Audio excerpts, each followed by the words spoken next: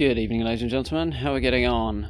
So we're back at Finch Farm again today, and we're going to work on a motel up on the overpass, so that anybody who stops by the Scrapyard can stay the night should they need to. So as always, if you like what you see, do hit that big red button. Let's get stuck in.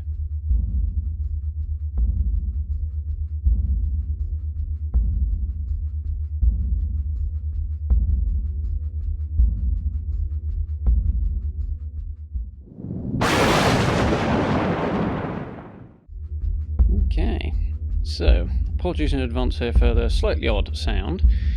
I managed to leave the microphone running, as you may have heard if you follow me on Twitter, during my recording session yesterday, and ended up with large amounts of copyrighted material on the audio track, so slight change of plan there.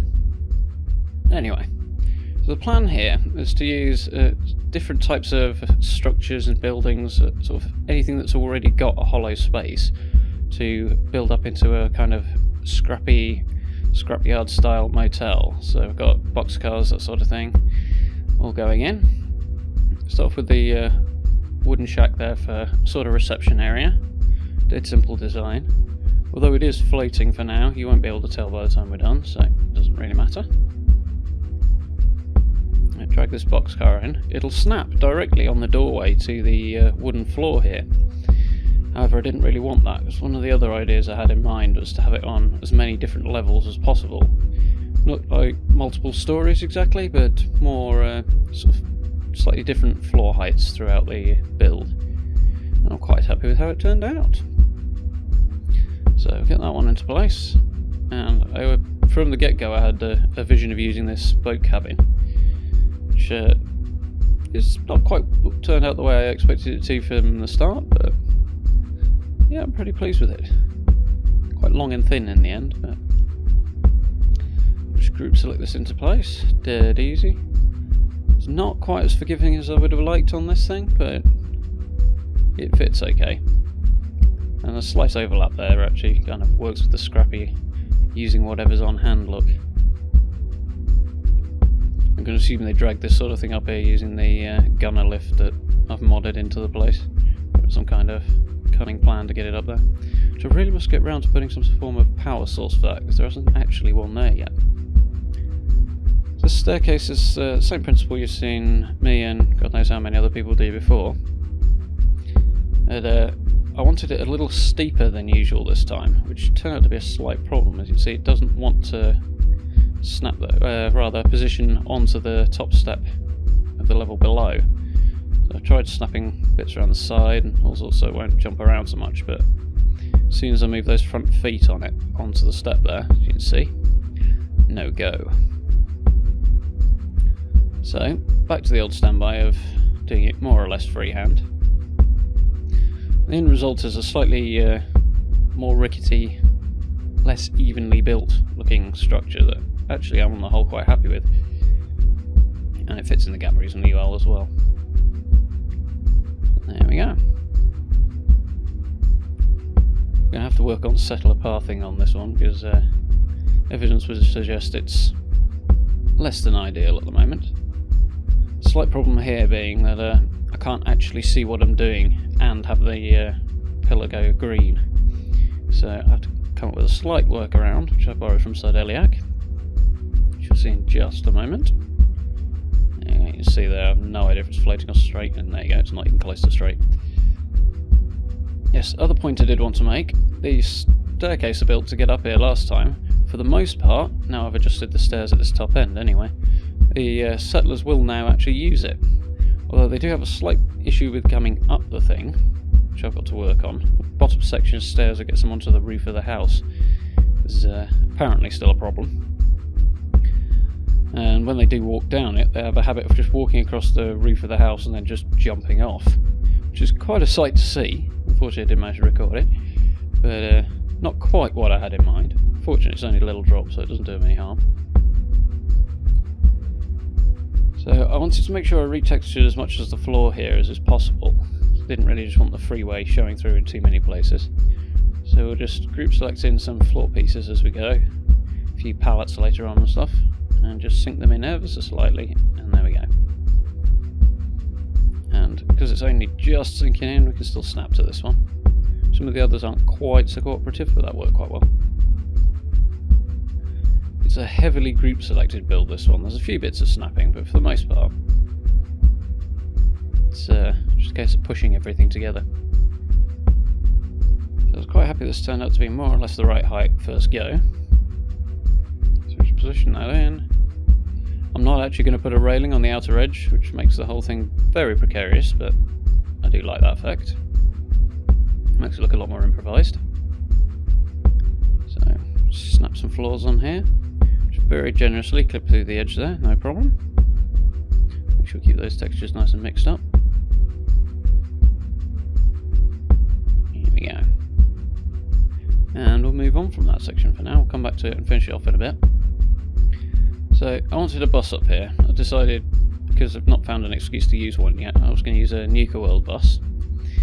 My basic justification being we are up on a freeway, and I assume they pick up from much further away than just the transit point out front. So it's not that hard to believe that it was already up here. When you're trying to place these down, however, if you just look straight ahead, it won't sit on the surface of the road in this case.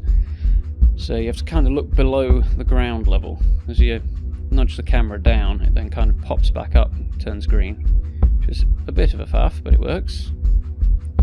So I want it sitting a lot more closely to the sort of landing we've got there at the top of the stairs. So we'll carefully nudge it forward, which was a bit of a faff. It was a bit uncooperative about it, but we'll get there. A little bit further to go. A little bit on from here, I actually managed to delete the bus, scrap the whole thing, which was absolutely infuriating because I'd already built a load of stuff around it I then had to tear down and redo. Very frustrating. Technical difficulties left, right and centre on this one. I did want, as I said, to have rooms on different levels for the motel here.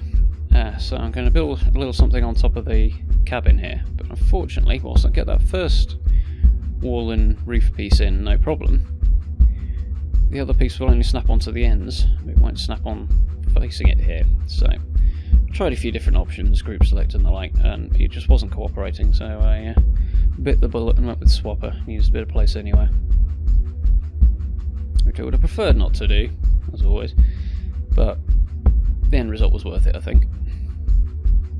So we'll free it up from the excavators, jump up on the roof and put it in place. Basically what it needed was maybe an inch further over than you can actually get it to go without using swapper. Obviously this is a snapping part, you can't rug glitch it either. But we'll nudge it over so that the railings there are just inside the wood, so you can hardly see them at all. Make sure it's otherwise in the same place it was sitting when it went in naturally. And there we go. And now this other one should snap right on. A little bit of fiddling. There we go. And because we've got the railing on the back left corner there covering up the edge, I didn't feel the need to block that off. I thought I'd leave it open. Make use of the environment that's already there. So block off these two other corners, and we have another room. This crow's nest turned out to be a bit more of a pain than I was hoping. You can see the ladder between the legs there just sort of sticking down. Fortunately it sticks quite a long way off the front, so I couldn't get it to sit that closely to the bus. It might have been rug glitchable, but the thing's so huge and unwieldy it would have been a bit of a nightmare. So I came up with a ramshackle solution to the problem. So we're going to build a small set of steps at pallets here, and then we'll put some boards over the top, some plywood, so that it'll form a walkway out to the crow's nest proper. Just going to make sure it's not sticking over too far and doesn't look too unbelievable. I seem to manage to rivet it down somehow. Get that first board in place. The second one, with the frame on the outside of the crow's nest there, I think that's what's causing the issue with the collision. So I had to rug glitch it in. I ended up using that one, did I? Yeah, I think that looks, with it being a bit longer, it looks more like it could be nailed into place a little more securely. So there we go. Just nudge it in so it looks like it's supported by the bottom of the door frame there. And there we go. as I say, I still need to work on settler pathing up here a fair bit, but the idea here is to stick down some invisible rugs so they don't affect the aesthetic, but form a little pathway for settlers to walk along. Some invisible guide for them so they can actually make their way up there if they want to. I've still only got the Finches here, and 2 robots down on the lower level, but other than that, I'll have to pull a few settlers in, I think. There we go, just nudge that back a bit, it's a bit too far over. You can just about fit a mattress on the floor in here. Very just about. But it works as a very basic place for somebody to crash out. So, I wanted to close off this side because I wanted it to feel like a structure more than just a collection of stuff that's vaguely dumped together. So, we need some height for the height of the bus. So we're going to use warehouse pieces and barn pieces to mix up textures again. So that will form the end at a right angle there, and we'll just snap onto the end of it. I'm not going to use that plain red one because it's quite uninspiring really, and looks kind of out of place unless you're in Far Harbour, I think. Not that I've spent any time in Far Harbour yet, which I need to do something about. For those of you who are watching my survival let's play, it's one of the things I'm deliberating at the moment is when shall we go to Far Harbour. So if you have any thoughts, feel free to pass them on. So, get this to snap in a minute, it stops being awkward. There we go. I did try and move this in freehand, but it did not want to play ball at all for some reason. It would go there, it fits in the gap fine, but for some reason it just won't turn green. It's just a bit too long. However, with group select we have no problem. So I'm just using the yellow line painted on the ground there and the edge of the metal bit here to line the thing up with. And then we'll grab an opposite facing end piece and just group select that in as well. Those mats on the floor, by the way, are just there to keep Abraham and Jake Finch out of my way. Or at least they were while I was building downstairs. They've done the job fairly effectively, they just come up here and sit on them and don't move, which is exactly what I had in mind. So I'm not just sitting, it's actually a tiny little bit low, but it's fine, it all works out, so get that leveled up, and there we go. Fitting a roof on here is a bit awkward. It's, the warehouse or barn roofs would probably snap, but I didn't try them because I just didn't think they'd fit the build. So we're going with shack roofs, which won't snap to the warehouse pieces, because they won't here anyway. So we will group select these in. We use 2 concrete pillars because I need the extra height clearance. And nudge it a little bit over so we can just about see both edges, and more importantly see the concrete pillar on the left there, so otherwise it won't go green. It'll just about sit flush with the bus and the top of the wall, which I was very happy about. Didn't think it was going to go that well, to be honest. There we go. I say nice and neat, but it's not, but that's kind of the idea. And then after that, these ones will just snap in, the corrugated roofs. I did want to use some of the fabric ones, again, break those textures up, make it a bit more interesting, but unfortunately they won't snap on, at least not in this location anyway. So we'll put a couple more bits in to plug that last gap. Snaps in just fine, last one group selected in. Eventually. There we have it. It's a bit of a rush through highly edited version of the build, this, as it did take quite a long time. There was a lot of me wandering around in circles thinking, what am I going to put here next? Because I kind of wanted it to grow reasonably organically, which I think it did quite well. So I'll snap a couple more floor pieces in here to get a little seating area, or what will become a seating area anyway. I did want it to provide a full roof over the space, but it won't really do that. And whilst it will snap there, as you can see we've got the wing mirror sticking up and it clips straight through the window as well, so that came out. Obviously the freeway's got some big holes in it that need plugging up, and you don't want to know how many times I fell through it. Fortunately, a character being level 80 or so managed to land on the junk walls below, fortunately, and therefore was able to survive the drop. But yeah, it must have been 4 or 5 times I fell through there. Not so much that, yeah, that one actually, thinking about it. We'll get some plywood and lay it over the top there. I've used shack bridge number 2, added by unlock settlement objects, because it just seems to sit inside the surface of the ground quite well, so it's good for plugging up gaps like that. Though you do get slight texture issues, the game does freak out on it sometimes. So we can ignore the bit I've already done in the back left there, because I'm going to take that out in a moment, but just get some more texture down for the floor. With these pieces, and again with cinder blocks and stuff like that, you find that the collision box on some edges is softer than others, so you can sit the pieces much more closely together if you spin them around a bit. Just mess about with it. So we get a reasonably good result. I thought it might be wide enough here to fit them in 2 side by side, but it's not. So we'll have to have a narrower walkway down the middle. Let's get these snapped in. Well, not snapped in, but yeah, dropped in. Unfortunately, this one doesn't want to sit so closely for some reason. I think it might be because I've used the wrong pallet actually. It's not one of the stackable ones. So there's a pro tip. If you want to do something like this, make sure you're using the stackable pallets. But I'm going to put some plywood over the top of it anyway, so it doesn't really matter. Again, group selected in. I didn't want this clipping through the floor too much, so it's just very carefully sat on top there. Incidentally, with my slight leaving the microphone on while a hi-fi was running issue that I encountered, at this point you would have had to endure my god-awful singing, so I'm doing it quite a favour by removing that. It was funny to listen to it back though. So I left this a little bit in here, even though I'm going to pull it back out in just a second, just because it looks pretty cool. Quite liked it. I'll have to use something similar in future.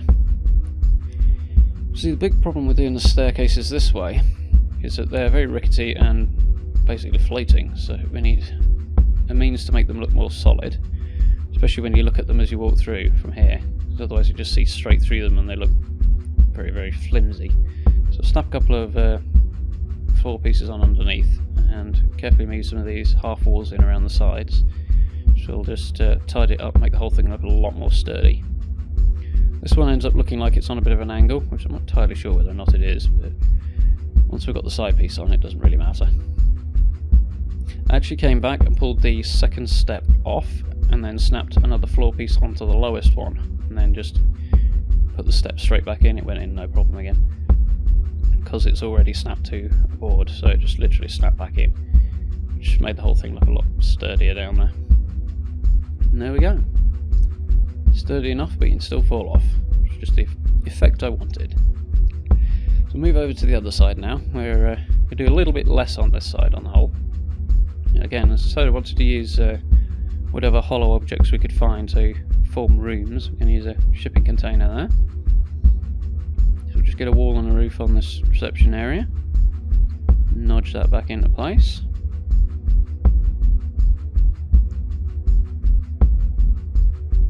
Ended up falling down this hole as well at one stage. So there we go. There's a lot of messing around trying to get this right. I actually ended up nudging it a little bit closer over towards the boxcar there. But it was in the middle of a whole load of faffing around that you didn't need to endure.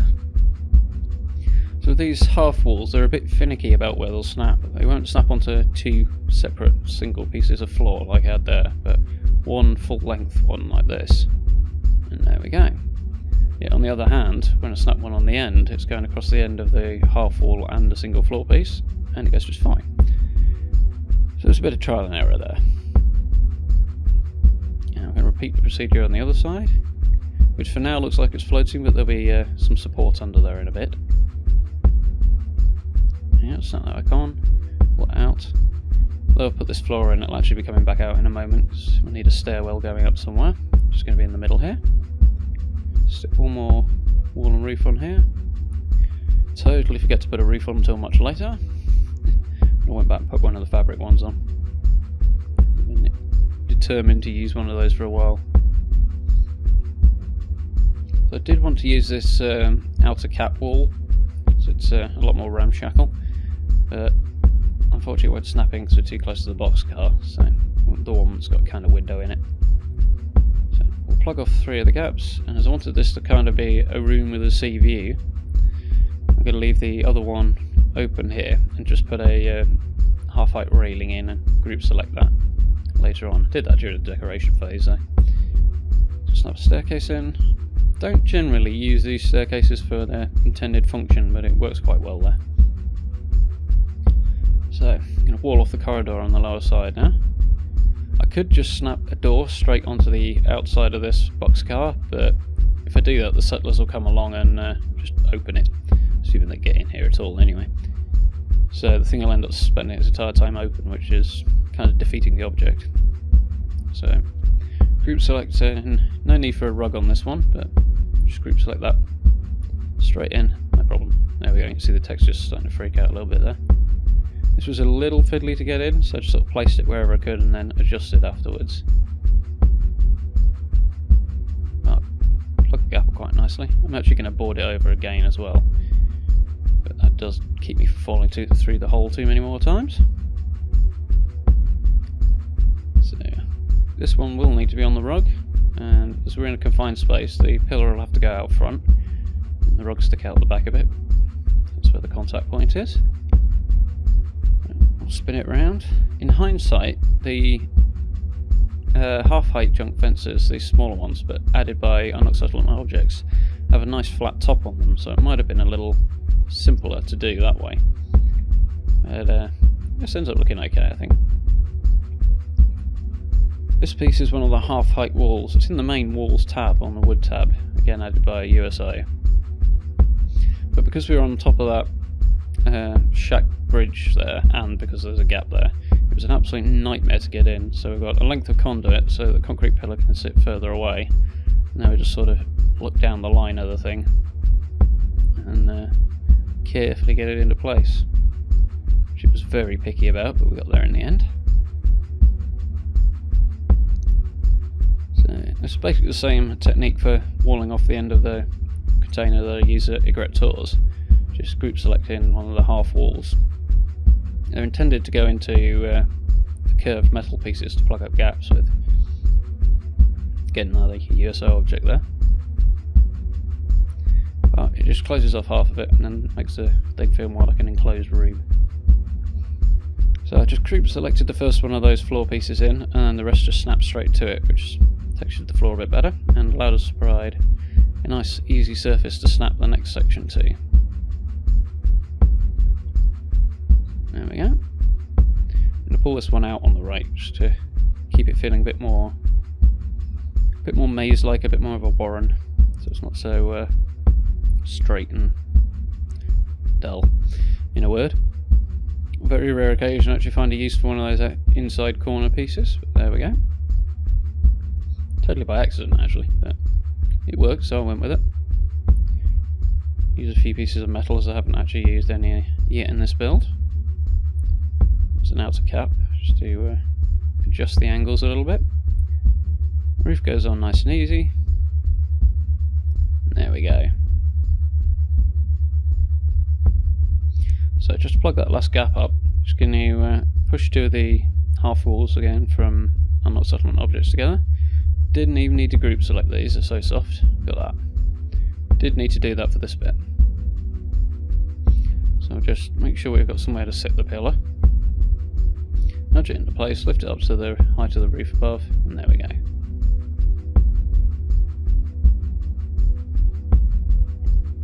And I think we're very nearly there now. So I messed around with these tents for ages. I tried to use the long thin one first because it kind of fitted the gap that I'm trying to cover a bit better. But it wouldn't go in, and when it would finally go in it was floating and looked awful, to be honest, so fell back on this one. This tends to be the more convenient one to use as a rule anyway. Whilst that leg out there is actually floating, you can't see it, so it doesn't really matter. This one on the other hand is a bit more of a problem. However, dead simple solution. I'm going to put a pile of sandbags around the bottom of it so it looks like it's supported. Just like some of the signs in USO or the gunner lift over there. So just make a little triangle out of them and then work around it, stacking them up. Nice and easy, just a little bit of fiddling to make sure they'll sit where you want them. There we go. And we'll skip on because this carries on for quite a while.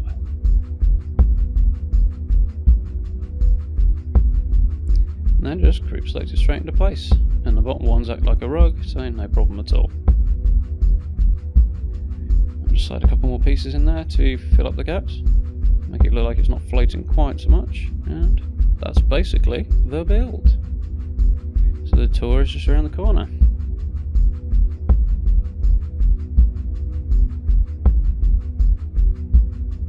Here we go.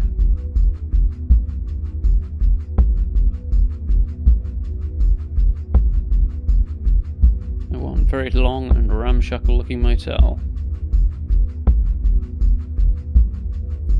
Incidentally, to get power up here, I basically used the wire glitch and ran a cable up the support down at the far end, and then just sort of hid the wires around the back.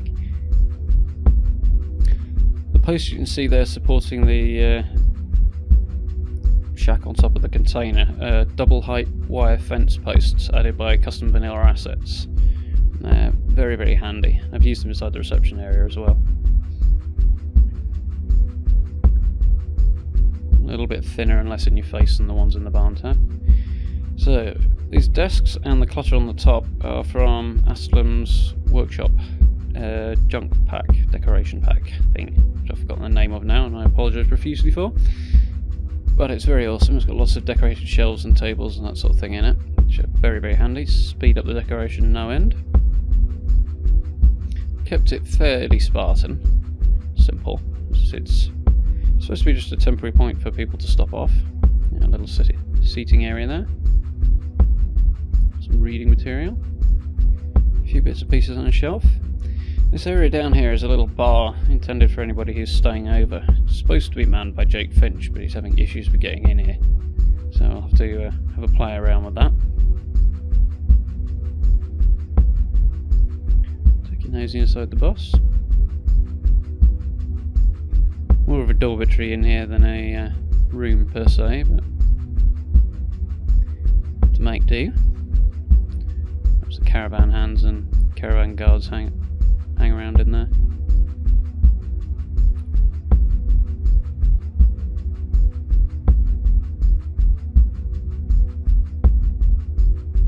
So as I said before, if you put things the right way round, you'll find the edges are much softer together, which is where this little cinder block junk fence you're going to see in a moment comes from. Junk stairway. Here we go. So they're basically just stacked one on top of each other.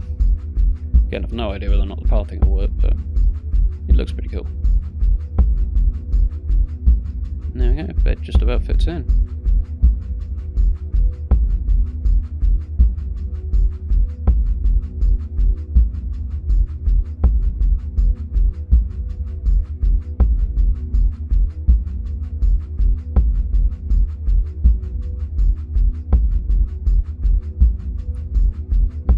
Up the stairs, got some railings on here.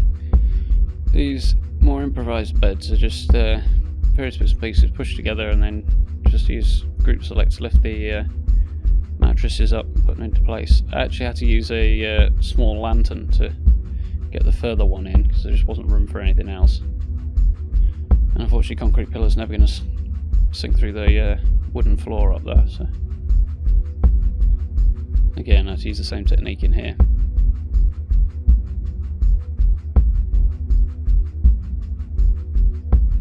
You wouldn't believe how long it took me to get one of those double beds in. I was determined to get one in somewhere, but it was an absolute nightmare. But there we go. That is our little motel. I do hope you enjoyed. If you did, do hit those wonderful buttons for me. If you'd like to keep up to date with everything going on the channel, I'm on Facebook and Twitter at /Darth Xion Games. I'll speak to you soon.